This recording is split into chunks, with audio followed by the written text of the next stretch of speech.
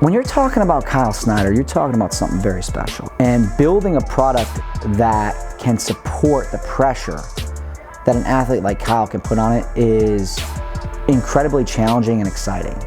Because this is where you get to test both science and art and make sure that you have something that stands up to the standards of one of the greatest athletes in our sport.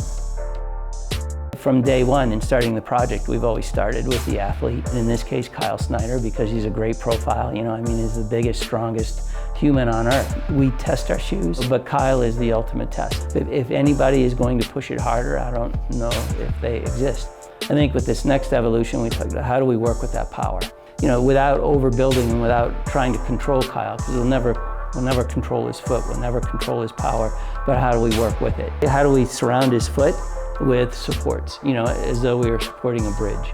We surrounded the foot with a series of cables as well as a nano printing process that adds support throughout the foot. The cables run down into the lasting board, so they run down to the very foundation of the shoe. We gave Kyle a completely new model this year. This was built from the ground up on a new platform with a new outsole, with a new upper, with new technology, new reinforcement, and it's built to withstand the force of the most powerful athlete on the face of the earth.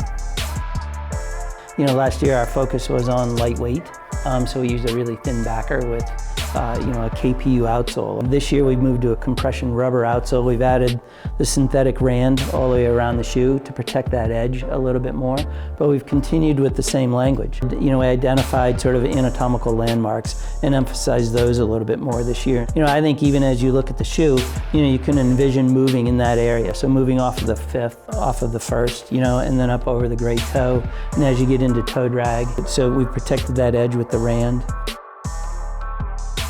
The goal was to build something that could withstand the force of the most powerful athlete on earth and perform at the highest level. And we know when we do that for Kyle, we should be able to do it for everybody.